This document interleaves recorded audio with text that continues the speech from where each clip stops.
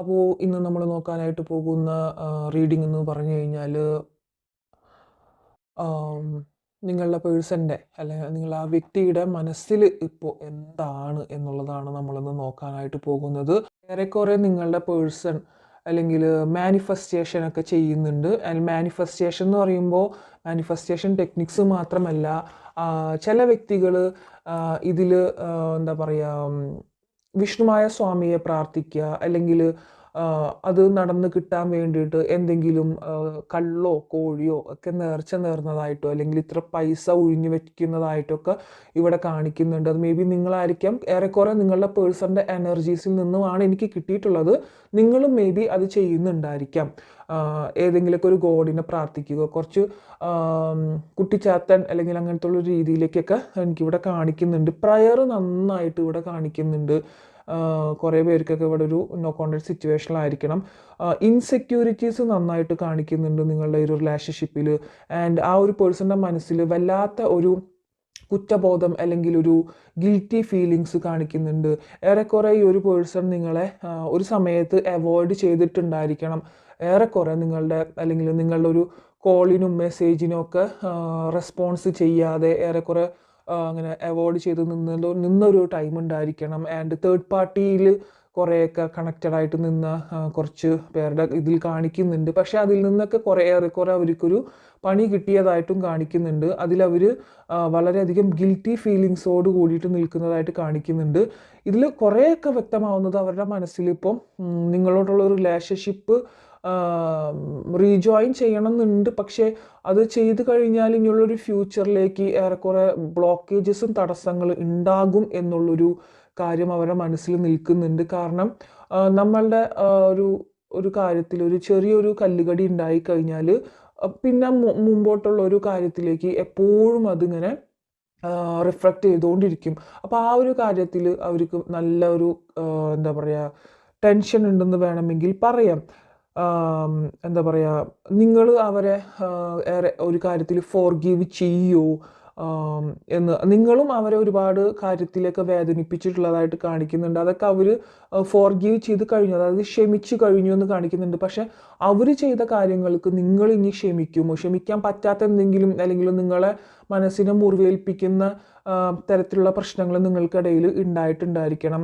നല്ല രീതിയിൽ നീ എന്തിനാണ് നിൻ്റെ ടൈമും കളഞ്ഞ് എൻ്റെ പിന്നാലെ നടക്കുന്നത്, നിനക്ക് വേറെ പണിയില്ലേ, അല്ലെങ്കിൽ നിനക്ക് ചെറിയ രീതിയിലൊരു പ്രാന്താണോ എന്ന് പോലും ചെറിയ രീതിയിലായിരിക്കും.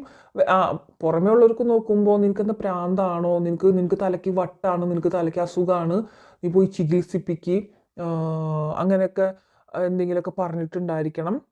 പക്ഷെ അത് പുറമേ നിന്ന് കേൾക്കുന്ന ആൾക്കാർക്ക് അത് വളരെ ചെറുതാണെങ്കിൽ നിങ്ങൾക്ക് അത് ഭയങ്കര വലിയൊരു കാര്യമായിട്ട് അത് എഫക്റ്റ് ചെയ്തിട്ടുണ്ടായിരിക്കണം. ഈ ഒരു പേഴ്സൺ എന്ത് തന്നെ ചെറിയ കാര്യം പറഞ്ഞാൽ പോലും നിങ്ങൾക്കത് വളരെയധികം എഫക്റ്റ് ചെയ്തിട്ടുണ്ടായിരിക്കണം. ആ കാര്യങ്ങളൊക്കെ നിങ്ങൾ ഏറെക്കുറെ ഹീലായിട്ടുണ്ടെങ്കിൽ പോലും കുറേയൊക്കെ എന്ന് പറയാം, അല്ലെങ്കിൽ മനസ്സിലിപ്പോഴും നിങ്ങളുടെ ഉണ്ടാകും, അതൊരു പെയിൻഫുള്ളായിട്ട് ഉണ്ടായിരിക്കും. ചില സമയത്ത് ആ ഒരു പേഴ്സൺ പറഞ്ഞിട്ടുണ്ടായിരിക്കും, എനിക്കൊരു പറ്റിയ അബദ്ധമാണ് നീ എന്നോ, അല്ലെങ്കിൽ നീ എന്ന് എനിക്കിത് വേണ്ടായിരുന്നു, എന്തെങ്കിലും അങ്ങനത്തെ രീതിയിലൊക്കെ പറഞ്ഞു പോയിട്ടുണ്ടായിരിക്കണം. എന്നാൽ പോലും നിങ്ങൾ അറിഞ്ഞിട്ട് പോലും പല കാര്യത്തിലും നിങ്ങൾക്ക് വിഷമങ്ങൾ ഉണ്ടാക്കിയിട്ടുണ്ടെങ്കിൽ പോലും ഈ ഒരു പേഴ്സൺ നിങ്ങളവിടെ അവർക്ക് അവൈലബിൾ ആയിട്ട് പല രീതിയിലും നിന്നിട്ടുണ്ടായിരിക്കണം, അവരുടെ പല സിറ്റുവേഷൻസിലും. അതൊക്കെ ഇപ്പോൾ അവരുടെ ഒരു മെമ്മറീസിൽ വരുന്നതായിട്ട് കാണിക്കുന്നുണ്ട്. വളരെയധികം ഇൻസെക്യൂരിറ്റീസ്, അതായത് ഒറ്റപ്പെട്ടു പോകുന്നു എന്നൊരവസ്ഥ അത് നിങ്ങൾക്കും അവിടെ കാണിക്കുന്നുണ്ട്. ഭയങ്കരമായിട്ടുള്ളൊരു ആരൊക്കെ കൂടെ ഉണ്ടെങ്കിലും നിങ്ങൾക്കൊരു ഒറ്റപ്പെടുന്ന പോലത്തെ ഒരു അവസ്ഥയിൽ കാണുന്നുണ്ട്. ചിലൊരു എന്താ പറയുക, ആത്മഹത്യനെ കുറിച്ചൊക്കെ ചിന്തിക്കുന്ന ഒരു കേസൊക്കെ എനിക്കിവിടെ കാണിക്കുന്നുണ്ട്. അതൊന്നും ആത്മഹത്യ ഒന്നൊരു പരിഹാരമല്ല. നിങ്ങൾ മനസ്സിലാക്കുക, ഇതൊരു ഡെസ്റ്റിനിയിലുള്ള ഒരു ബന്ധം തന്നെയാണ് നിങ്ങൾക്ക്. പക്ഷേ കുറേയൊക്കെ നിങ്ങൾക്ക് ഇപ്പോൾ നടന്നുകൊണ്ടിരിക്കുന്നത് ഒരു റിപ്പീറ്റേറ്റീവ് മോഡിലായിരിക്കണം. ഇതിനു മുമ്പും നിങ്ങൾ ഒരു നോ കോൺടാക്ട് സിറ്റുവേഷനിൽ പോയിട്ടുണ്ടായിരിക്കണം. എഗെയിൻ ഒരു കണക്ഷനിൽ വരും, വീണ്ടും കുറച്ച് നാളിങ്ങനെ കറങ്ങി വീണ്ടും വേറൊരു ഇതിലേക്ക് പോയിട്ടുണ്ടായിരിക്കണം. അങ്ങനത്തെ ഒരു ഇതിലാണ് കാണിക്കുന്നത് കേട്ടോ. നിങ്ങൾക്ക് ഇപ്പോൾ വീട്ടിലുള്ള കാര്യങ്ങളോ, നിങ്ങൾക്ക് ഒരുപാട് മേ ബി റെസ്പോൺസിബിലിറ്റീസ് ഉണ്ടായിരിക്കണം, വീട് നോക്കണം, കാര്യങ്ങൾ നോക്കണം.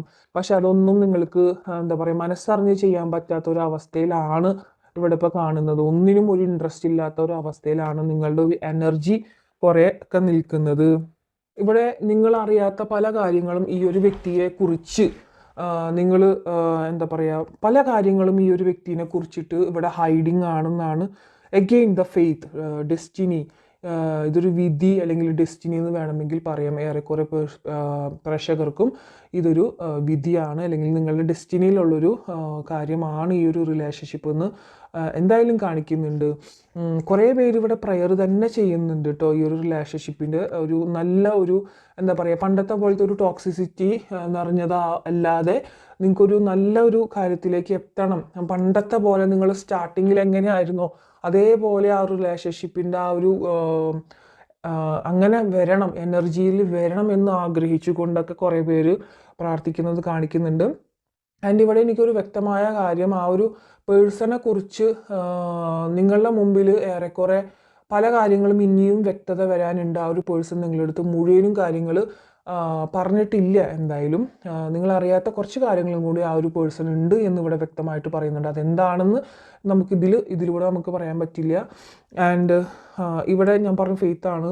ഒരുപാട് മറഞ്ഞിരിക്കുന്ന കാര്യങ്ങളുണ്ട് നിങ്ങൾ അറിയാനായിട്ട് എന്നുള്ളൊരു കാർഡാണ് എനിക്കിവിടെ കിട്ടിയിട്ടുള്ളത്. ആ ഒരു പേഴ്സണ് ഈ ഒരു റിലേഷൻഷിപ്പിൽ എന്താ പറയുക തിരിച്ച് വരണം എന്നുണ്ട്. പക്ഷെ അത് വന്നു കഴിഞ്ഞാൽ എത്രത്തോളം അത് എന്താ പറയുക വർക്കിംഗ് ആകും, അത് ഇനിയുള്ളവട്ട് പെർഫെക്റ്റ് ആകും എന്നുള്ളൊരു ചിന്തകൾ ഒരുപാട് ആ ഒരു പേഴ്സണിൽ ഉണ്ട്. എന്തായാലും ആ ഒരു പേഴ്സൺ നിങ്ങൾ മാനിഫെസ്റ്റേഷൻ അല്ലെങ്കിൽ എന്തെങ്കിലും ഒരു പ്രയറോ കാര്യങ്ങളൊക്കെ കാണിക്കുന്നുണ്ട്. അവർക്കിപ്പോൾ സന്തോഷം വേണമെന്നുണ്ട്. സന്തോഷം, അതായത് ഒരിക്കലും റിലേഷൻഷിപ്പിലൂടെ വിഷമങ്ങൾ മാത്രം ഉണ്ടാവാൻ വേണ്ടിയിട്ടുള്ള ഒരു റിലേഷൻഷിപ്പ് ആവരുത്. ഏറെക്കുറെ ഈ ഒരു റിലേഷൻഷിപ്പിൽ നിന്നും കഴിഞ്ഞ കുറേ നാളുകളായിട്ട് അവർക്ക് എന്താ പറയുക, അവർക്കും നിങ്ങൾക്കും ഏറെക്കുറെ ഒരു സന്തോഷം ഇല്ലാത്ത ഒരു അവസ്ഥയിൽ അൺഹാപ്പിനെസ് ആയിരിക്കണം പോയിട്ടുണ്ടായിരിക്കുക, അൺഹാപ്പിനെസ് മൊമെൻറ്റ്സ് ആയിരിക്കണം വന്നിട്ടുണ്ടായിരിക്കുക എന്ന് കാണിക്കുന്നുണ്ട്. അത് അവർക്ക് താല്പര്യമില്ല. എന്ത് തന്നെയാണെങ്കിലും റിലേഷൻഷിപ്പ് വരികയാണെങ്കിൽ അത്തരത്തിലുള്ളൊരു കാര്യങ്ങളൊന്നും ഇനി ഉണ്ടാവാനായിട്ട് പാടില്ല എന്ന് അദ്ദേഹം നന്നായിട്ട് തന്നെ തീരുമാനിക്കുന്നുണ്ട് അവിടെ. അങ്ങനെയാണെങ്കിൽ അവർക്കത് പറ്റില്ല, മുന്നോട്ട് കൊണ്ടുപോകാൻ തന്നെയാണ് അവരുടെ ഒരു കാര്യം. എന്നാൽ വേണം താനും രണ്ടും, അതായത് വിടാനും പറ്റില്ല എന്നാൽ ആക്സെപ്റ്റ് ചെയ്ത് മടിയിലിരുത്താനും പറ്റില്ല എന്നുള്ളൊരു അവസ്ഥ. വളരെയധികം അങ്ങനെയുള്ളൊരു അവസ്ഥയിലാണ്. രണ്ടും കഴിച്ചിട്ട് ഇറക്കാനും പറ്റുന്നില്ല, മരിച്ചിട്ട് തുപ്പാനും പറ്റുന്നില്ല. അതാണ് കറക്റ്റായിട്ടുള്ളൊരു ഫ്രേസ് ഇവിടെ വരുന്നത്. ഓക്കെ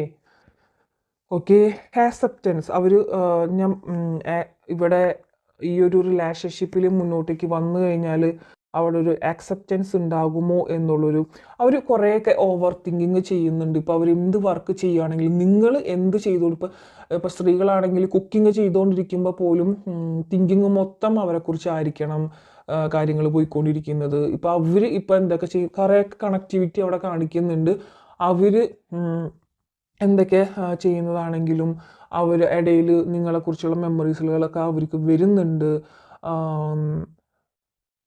ഇതിൽ കുറച്ചും കൂടി നാൾ ഇങ്ങനെ പൊക്കോട്ടെ, കാര്യങ്ങളൊക്കെ ഒന്ന് ഹീലാവട്ടെ എന്നുള്ളൊരു തോട്ട്, എന്നുള്ളൊരു മൈൻഡാണ് ഇപ്പോൾ അയാൾക്ക് കൂടുതലായിട്ടും കാണിക്കുന്നത് ഇവിടെ കേട്ടോ.